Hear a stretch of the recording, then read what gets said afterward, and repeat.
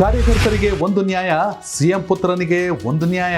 ಡಿಕೆಶಿ ಪರ ಜೈಕಾರ ಹಾಕಿದ ಕೈ ಮುಖಂಡನಿಗೆ ನೋಟಿಸ್. ಸಿದ್ದು 5 ವರ್ಷ ಸಿಎಂ ಅಂತರೂ ಯತೀಂದ್ರ ವಿರುದ್ಧ ಇಲ್ಲ ಕ್ರಮ. ನನಗೆ ವೈಯಕ್ತಿಕವಾಗಿ ಅನ್ಸುತ್ತೆ ಖಂಡಿಸಿದ್ರೆ 5 ವರ್ಷ.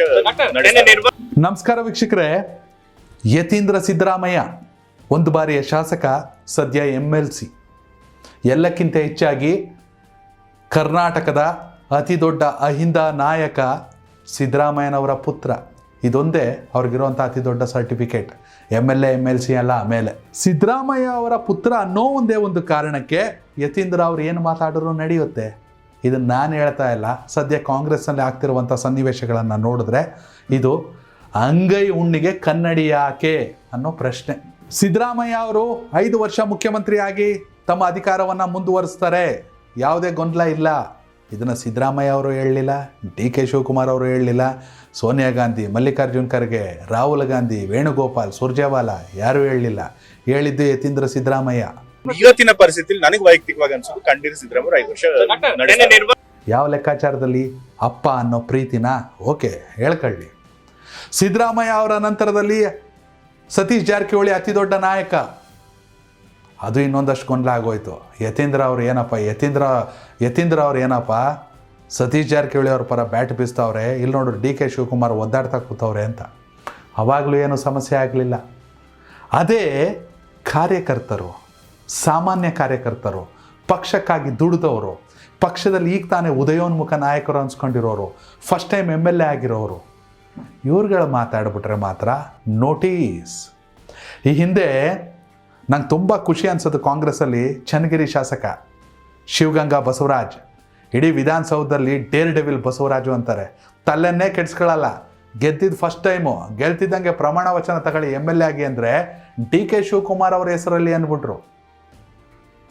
ಅದು DK ಶಿವಕುಮಾರ್ ಅವ್ರ ಮೇಲಿನ ಪ್ರೀತಿ, DK ಶಿವಕುಮಾರ್ ಅವ್ರಿಗಿರೋ ನಿಷ್ಠೆ. ಮಧ್ಯೆ ಮಾತಾಡುವಾಗ ಈ ಹಿಂದೆ ಅವ್ರಿಗೊಂದ್ಸಲ ನೋಟಿಸ್ ಕೊಟ್ಬಿಟ್ಟಿದ್ರು. ಇದೀಗ DK ಶಿವಕುಮಾರ್ ಅವರ ಮತ್ತೊಬ್ಬ ಶಿಷ್ಯ ಮಿಥುನ್ ರೈ, ಈ ಹಿಂದೆ ಲೋಕಸಭೆ ಚುನಾವಣೆಗೆ ಮಂಗಳೂರು ಲೋಕಸಭಾ ಕ್ಷೇತ್ರದಿಂದ ಸ್ಪರ್ಧಿಸಿ ಸೋತಿದ್ರು. ಅವ್ರ ಮದುವೆಗೆ ಅಂದರೆ ಮಿಥುನ್ ರೈ ಅವ್ರ ಮೇಲಿರೋ ಪ್ರೀತಿ ಮಂಗಳೂರಿಗೆ ಹೋಗಿ ಅವ್ರಿಗೆ ಹೊಸ ಜೋಡಿಗೆ ಆಶೀರ್ವಾದ ಮಾಡಿ ಬಂದಿದ್ರು.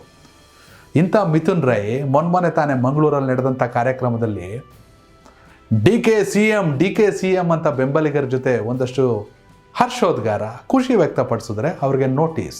ದೂರವಾಣಿ ಮೂಲಕ ಮಿಥುನ್ ರೈ ಮಂಗಳೂರು ಭಾಗದ ಕಾಂಗ್ರೆಸ್ನ ಯುವ ಮುಖಂಡ ಇದ್ದಾರೆ, ಅವ್ರನ್ನೇ ಮಾತಾಡ್ಸೋಣ. ಸರ್ ನಮಸ್ತೆ. ನಮಸ್ಕಾರ. ಹೇಳಿದ್ದಾರೆ ಸರ್, ಏನಾಯ್ತು ಆಕ್ಚುಲಿ ವಿಮಾನ ನಿಲ್ದಾಣದಲ್ಲಿ ಅಂತ? ಏನಿಲ್ಲ, ಇದೆಲ್ಲ ಸಾಧು. ನೋಡ್ರಿ, ನಮ್ಮ ಪಕ್ಷದಲ್ಲಿ ಪ್ರೋಟೋಕಾಲ್ಗೆ ನಾವು ಬಹಳ ಆದ್ಯತೆಯನ್ನು ಕೊಡ್ತೀವಿ. ಓಕೆ. ಸಾಂಪ್ರದಾಯಿಕವಾಗಿ ಯಾರೇ ನಮ್ಮ ರಾಷ್ಟ್ರೀಯ ನಾಯಕರು ಬಂದ್ರಿ, ಮೊಟ್ಟ ಮೊದಲಿಗೆ ನಾವು ಜೈಕಾರ ಹಾಕೋದು ನಮ್ಮ ಅಗ್ರಗಣ್ಯ ನಾಯಕ ರಾಹುಲ್ ಗಾಂಧಿ ಅವರಿಗೆ. ಓಕೆ. ಅದಾದ್ಮೇಲೆ ನಾವು ಜೈಕಾರ ಹಾಕೋದು ಖರ್ಗೆ ಸಾಹೇಬರಿಗೆ, ಅದಾದ್ಮೇಲೆ KC ವೇಣುಗೋಪಾಲ್ ಸಾಹೇಬರಿಗೆ, ಅದಾದ್ಮೇಲೆ ಆಬ್ವಿಯಸ್ಲಿ KPCC ಅಧ್ಯಕ್ಷರಾದಂತ DK ಶಿವಕುಮಾರ್ ಅವರಿಗೆ ನಾವು ಅಷ್ಟೇ ಮಾಡಿದ್ದೇವೆ. ಅದಾದ್ಮೇಲೆ ಸಿದ್ದರಾಮಯ್ಯ ಬಂದಾಗ ಸಿದ್ದರಾಮಯ್ಯ ಅವರಿಗೆ ಜೈಕಾರ ಹಾಕಿದ್ದೇವೆ. ಇದರಲ್ಲಿ ತಪ್ಪೇನುಂಟು? ನೋಟಿಸ್ ಕಳಿಸಿದ್ದಾರೆ. ನನ್ನ ಮನೆಯಲ್ಲಿ ನನ್ನ ತಾಯಿ ನನ್ಗೆ ನೋಟಿಸ್ ಕಳಿಸಿದ್ದು ಮನೆ ವಿಚಾರ. ನಾವು ಮನೆಯಲ್ಲೇ ಸರಿ ಮಾಡಿಸ್ತೀವಿ ಇದನ್ನು. ಇದಕ್ಕೆ ನಮ್ಗೇನ್ ತಲೆಬಿಸಿಲ್ಲ. ನೋಟಿಸ್ ಕಳಿಸೋದು ಶಾಲೆಯಲ್ಲಿ ಮಕ್ಕಳಿಗೆ ನೋಟಿಸ್ ಕಳಿಸ್ತಾರೆ, parents come and meet the principal ಅಂತ. ಅದರರ್ಥ ಮಕ್ಕಳನ್ನು ಸಸ್ಪೆಂಡ್ ಮಾಡ್ತಾರಲ್ಲ? ಇಲ್ಲ. ಮಕ್ಕಳನ್ನು ಡಿಬಾರ್ ಮಾಡ್ತಾರಲ್ಲ? ಇಲ್ಲ. ಅವರಿಗೆ ಬುದ್ಧಿವಾದ ಹೇಳಲಿಕ್ಕೆ ಏನೋ ಶಿಸ್ತು ಕ್ರಮ ತೆಗಿಲಿಕ್ಕೆ ಅವ್ರು ನೋಟಿಸ್ ಕಳಿಸಿದ್ದಾರೆ. ಅದಕ್ಕೆ ಏನು ತಪ್ಪು? ಅದರಲ್ಲಿ ಏನ್ ತಪ್ಪಿಲ್ಲ. ಹೌದು ಸರ್, ನಿಮ್ ಪ್ರಕಾರ DK ಶಿವಕುಮಾರ್ ಅವ್ರ KPCC ಅಧ್ಯಕ್ಷರು, ಹಾಗಾಗಿ ಜೈಕಾರ ಹಾಕಿದ್ರಿ. ಆದ್ರೆ ನಾವು ಬೆಂಗಳೂರಲ್ಲಿ ಕೂತ್ಕೊಂಡು ಮಂಗಳೂರು ಪಾಲಿಟಿಕ್ಸ್ ಅನ್ನ ನೋಡಿದಾಗ, ನೀವು ಲೋಕಸಭೆಯಲ್ಲಿ ಸ್ಪರ್ಧಿಸಿದಾಗ ನಿಮ್ಗೆ ಅವ್ರು ಮಾಡಿದಂತ ಎಂಕರೇಜ್ಮೆಂಟ್ ಅಥವಾ ನಿಮ್ಮ ಮದುವೆಗೆ DK ಶಿವಕುಮಾರ್ ಅವ್ರು ಬಂದಿದ್ದ ರೀತಿ, ಇವೆಲ್ಲ ನೋಡಿದಾಗ ನಿಮ್ಮ ಆತ್ಮೀಯತೆ ಇನ್ನೂ ಸ್ವಲ್ಪ ಹೆಚ್ಚಾಗಿದೆ. ಆಬ್ವಿಯಸ್ಲಿ ನೀವು DK ಶಿವಕುಮಾರ್ ಅವರ ಗರಡಿಯಲ್ಲಿ ಪಳಗಿದವ. ನಮ್ದು ಇವತ್ತಿನ ಸಂಬಂಧ ಅಲ್ಲ, 20 ವರ್ಷದ ಸಂಬಂಧ. ಹೌದು. ನಾಯಕರೇ ಅವರು. ನಾನು ಅವರ ಗರಡಿಯಲ್ಲಿ ಪಳಗಿದವ. ಓಕೆ. ಹೌದು ಸರ್, 20 ವರ್ಷದ ನಿಮ್ಮ ಸಂಬಂಧ, ನೀವು ಜೈಕಾರ ಹಾಕಿದ್ರಿ. ಆದ್ರೆ ಪಕ್ಷ ಯಾಕೆ ಇದನ್ನ ಭೇದ ಭಾವ ಮಾಡುತ್ತೆ, ಒಬ್ರಿಗೊಂದು ಮತ್ತೊಬ್ರಿಗೊಂದು ಮಾಡುತ್ತೆ ಅಂತ? ಪಕ್ಷ ಭೇದ ಭಾವ ಏನು ಮಾಡಲ್ಲ.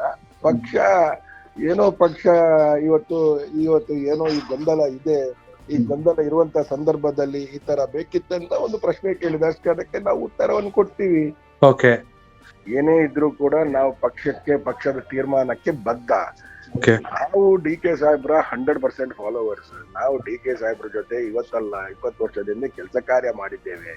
ಜೈಕಾರ ಹಾಕಿದ್ದು ಕಾರ್ಯಕರ್ತರು, ಜೈಕಾರ ಹಾಕಿದ್ದು ಬೂತ್ ಸಂಘಟನೆ ಅಧ್ಯಕ್ಷರು, ಜೈಕಾರ ಹಾಕಿದ್ದು ಬ್ಲಾಕ್ ಅಧ್ಯಕ್ಷರುಗಳು. ಸೊ ಹಾಗಾಗಿ ಆಬ್ವಿಯಸ್ಲಿ ಅವರು ಹಾಕಿದ್ದಾರೆ, ಅದಕ್ಕೆ ಏನ್ ತಲೆ ಬಿಸಿ ಇಲ್ಲ. ನಾವೇನು ಇದನ್ನು ದೊಡ್ಡ ವಿಚಾರ ಅಂತ ನಾವೇನು ಅದನ್ನು ಪರಿಗಣಿಸುವುದಿಲ್ಲ. ನಮ್ಮ ಮನೆ ವಿಚಾರ, ನಾವು ಮನೆಯಲ್ಲಿ ಉತ್ತರವನ್ನು ಕೊಡ್ತೇವೆ. ಅದಕ್ಕೆ ಮಿಥುನ್ ರೈ ಅವರ ಮುಂದಿನ ನಡೆ ಏನು ಸರ್? ಕಳೆದ ಲೋಕಸಭಾ ಚುನಾವಣೆಯಲ್ಲಿ ಪದ್ಮರಾಜ್ ಅವ್ರಿಗೆ ಟಿಕೆಟ್ ಸಿಕ್ತು, ಮಿಥುನ್ ರೈ ಅವರೆಲ್ಲ ಒಂದ್ ಕಡೆ ಸೈಲೆಂಟ್ ಆದ್ರು ಅಂತ ನೋಡಿದಾಗ ಅನ್ಸುತ್ತೆ. ನೀವೇ ನನ್ಗೆ ಕ್ಷೇತ್ರ, ನನ್ಗೆ ಪಕ್ಷ ಜವಾಬ್ದಾರಿ ಕೊಟ್ಟಿದೆ. ಮೂಡುಬಿದಿರೆ ಕ್ಷೇತ್ರದಲ್ಲಿ ನನ್ಗೆ ಜವಾಬ್ದಾರಿ ಕೊಟ್ಟಿದೆ. ರಾಜ್ಯ ಪ್ರಧಾನ ಕಾರ್ಯದರ್ಶಿಯಾಗಿ ಜವಾಬ್ದಾರಿ ಕೊಟ್ಟಿದೆ. ಆ ಜವಾಬ್ದಾರಿಯನ್ನು ಪ್ರಾಮಾಣಿಕವಾಗಿ ಮಾಡ್ತಾ ಇದ್ದೇನೆ. ಸರ್ಕಾರ ಕುರ್ಚಿಯ ಹಿಂದೆ ಹೋಗುವಂತ ವ್ಯಕ್ತಿ ನಾನಲ್ಲ. ಪಕ್ಷ ಏನ್ ಜವಾಬ್ದಾರಿ ಕೊಟ್ಟಿದೆ ಅದನ್ನು ಪ್ರಾಮಾಣಿಕವಾಗಿ ಮಾಡುವಂತ ಕೆಲಸ ಕಾರ್ಯ ನಂದು.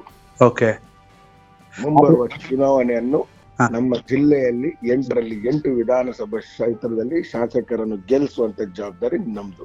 ಡಿ ಕೆ ಮುಂದಿನ ಸಿಎಂ ಅನ್ನೋ ಘೋಷಣೆ ಕೂಗ್ತಿದ್ರೆ ತಪ್ಪೇನಿದೆ? ತಪ್ಪೇನಿಲ್ಲ, ಅದು ಅವ್ರವ್ರ ಇಷ್ಟ. ಇದಕ್ಕೆ ಅವ್ರಿಗೆ ನೋಟಿಸ್ ಕೊಟ್ಟವ್ರೆ. At the same time Ivan D'Souza, ಕಾಂಗ್ರೆಸ್ನ ಹಿರಿಯ ನಾಯಕ, ಅವರು ಸಿದ್ದರಾಮಯ್ಯ ಅವ್ರ ಪರವಾಗಿ ಅವರು 5 ವರ್ಷ ಮುಖ್ಯಮಂತ್ರಿ ಅಂದರೆ ಅವ್ರಿಗೂ ನೋಟಿಸ್ ಕೊಟ್ಟವ್ರೆ. ಇದೇನು ನೋಟಿಸ್? ಶಿವಗಂಗಾ ಬಸವರಾಜಿಗೆ ಕೊಡ್ತೀರಾ, ಮಿಥುನ್ ರೈ ಕೊಡ್ತಾರೆ, ಐವಾನ್ ಡಿಸೋಜ ಕೊಡ್ತಾರೆ. Why not for Yathindra?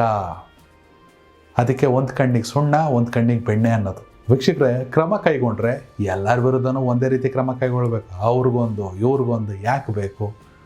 ಇದು ರಾಜಕೀಯದಲ್ಲಿ ಇರುವಂಥ ಅತಿ ದೊಡ್ಡ ರಾಜಕೀಯ, ಪಾಲಿಟಿಕ್ಸ್ನಲ್ಲಿರುವಂಥ ಚೀಪ್ ಪಾಲಿಟಿಕ್ಸ್ ಅಂತ ಹೇಳ್ತಾರೆ. ಯತೀಂದ್ರಾಗೂ ನೋಟಿಸ್ ಕೊಡಬೇಕಿತ್ತ? ನಿಮ್ಮ ಅಭಿಪ್ರಾಯನ ಕಾಮೆಂಟ್ ಮಾಡಿ. ಧನ್ಯವಾದಗಳು. ಕನೆಕ್ಟ್ ಕರ್ನಾಟಕ, ಇದು ನಿಮ್ಮ ನೆಟ್ವರ್ಕ್.